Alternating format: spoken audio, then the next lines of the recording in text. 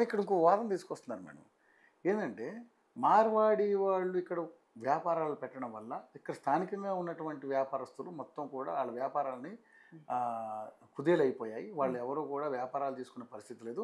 ఇది ఒక మార్వాడి మాఫియా లాగా నడుస్తుంది. వాడి షాప్లో కొన్న వస్తువు వాడి దగ్గరే కొనాలి, వేరే దగ్గర ఎక్కడ కొన్నా కూడా వాళ్ళు డిఫరెంట్గా వాళ్ళంతా కూడా ఒక గ్రూప్లలో ఫామ్ అయ్యి వాడిని ఎక్కడ కూడా కొన్న సచ్చినట్టు వాడు ఎక్కడికే రావాలి అనే కాన్సెప్ట్తో వాళ్ళు బిజినెస్ చేస్తారనేది ఎలిగేషన్ చేస్తారు. ఇంకోటి బంగారం షాపులలో కూడా మనం పెట్టుకునే బంగారం కూడా విపరీతంగా వాళ్ళు కల్తీ చేస్తూ ఉన్నారు. సో అది కూడా చూసుకున్నట్టు నేను మీటింగ్లో కూడా ఈ బంగారం విషయం కూడా మాట్లాడారు. బంగారం స్వర్ణకారులు వాళ్ళు వచ్చిన తర్వాత ఇక్కడ స్వర్ణకారులకి పని లేకుండా పోయింది, మొత్తం మార్వాడిమయం అయిపోయింది అంతా కూడా. సో ఎవరిని బతకనిచ్చేటట్టు పరిస్థితి లేదని చెప్పేసి ఇది కొత్త వాదన తీసుకొచ్చారు. దీన్ని ఏమైనా చూస్తాను మీరు? మెడకేస్తే కాలికి, కాలికేస్తే మెడకేయడానికి సిద్ధంగా ఉన్నారు. నేను అడుగుతున్నాను మీరు అన్నట్టుగా వీళ్ళందరూ ఆక్యుపై చేసేసుకున్నారు. నిజమే, అందరూ ఆక్యుపై చేసేసుకున్నారు. నీకు ఎక్కడా జాగా లేదు. నీ స్టూడియోలోకి నేను ఎలా వచ్చాను రవి? నీ స్టూడియోలోకి నేను తోసుకుని వచ్చానా, దౌర్జన్యంతో వచ్చానా, నీ పీక మీద కత్తి పెట్టి వచ్చానా? రాజమార్గంలో నడుచుకుంటూ వచ్చారు. నడుచుకుంటూ ఎలా వచ్చాను? నువ్వు యాక్సెస్ ఇస్తే వచ్చాను, నువ్వు తలుపు తీస్తే వచ్చాను, కూసోమ్మా అని కుర్చీ చూపిస్తే కూర్చున్నా, మాట్లాడమ్మా అన్నావు మాట్లాడుతున్నా. ఇవన్నీ నువ్వెలా చేస్తేనే కదా. ఓకే, ఇక్కడ కూర్చొని ఆవిడ ఎంత దౌర్జన్యంగా మాట్లాడేస్తుంది, దౌర్జన్యంగా వచ్చేసింది ఆవిడ, అసలు నన్ను డామినేట్ చేసి అవతల పారేసింది అని నువ్వు మాట్లాడితే ఎట్లుంటది? వెరితనంగా ఉంటుందా? యాక్సెస్ ఇచ్చింది ఎవరు సార్? వాళ్ళు ఇక్కడికి వచ్చి వ్యాపారం చేసుకుంటున్నప్పుడు నువ్వు నిద్రపోయినావా? వాళ్ళు ఇన్ని వందల కోట్లకు పడగలెత్తినంత వరకు నిద్రపోయినావా? ఈ ఉద్యమంలో ఉన్నటువంటి కొంతమంది సోకాల్డ్ వాళ్ళని కూడా నేను అడుగుతున్నాను. కొంతమంది వద్దులే ఈ దరిద్రాలు మాట్లాడదు కానీ కొంతమంది కమ్యూనిటీ పెద్దలకు కూడా నేను చెప్తున్నాను.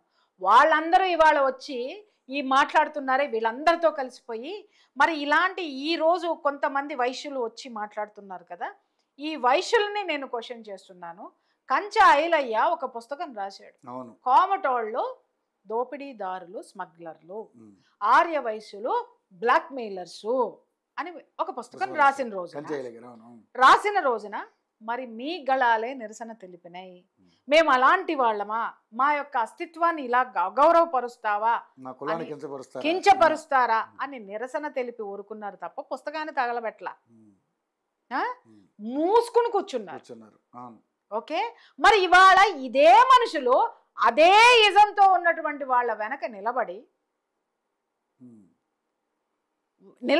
వాళ్ళకి మద్దతు ఇస్తున్నారు అనంటే ఎవరి ట్రాప్లో ఎవరు పడ్డారు అంటే వీళ్ళు ఎంత తెలివిగా నాటకాలు ఆడతారు ఒక్కసారి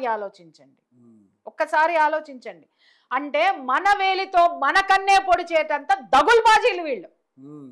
ఇవాళ ఆ రోజున అతనికి ఒక ఉనికి కావాలి కాబట్టి అతను పెట్టుబడిదారులు అప్పుడు మీరు కనిపించారు. ఆ పుస్తకం రాసినప్పుడు ఒక 10 సంవత్సరాల కిందట మీరు కనిపించారు కాబట్టి మిమ్మల్ని తొక్కేయడానికి లేదా మీ మీద అక్కసి వెళ్ళగొక్కి సమాజాన్ని మీ పట్ల తిరస్కృతి భావం ఏర్పాటు చేయడానికి ఒక పుస్తకం రాసి జనాల్లోకి వదిలేసి మీ మీద ఒక ప్రింట్ వేసి పడేశారు. అలాంటి వాళ్ళు లేవనెత్తినటువంటి ఉద్యమంలో ఈ రోజు మాకు అన్యాయం జరుగుతుంది అని మీరు నిలబడ్డారు అనంటే మీ అస్తిత్వాన్ని ప్రశ్నించడం లేదా ఇక్కడ జనం? ఒకటి, అందరూ రావట్లేదు దీంట్లో. ఇంకొకటి కూడా చెప్తాను, అందరూ రావట్లేదు. చాలా మందికి వాస్తవాలు తెలుసు. ఎందుకంటే నాకు చాలా క్లోజ్ ఫ్రెండ్స్ ఈ వైశ్యులే ఉన్నారు.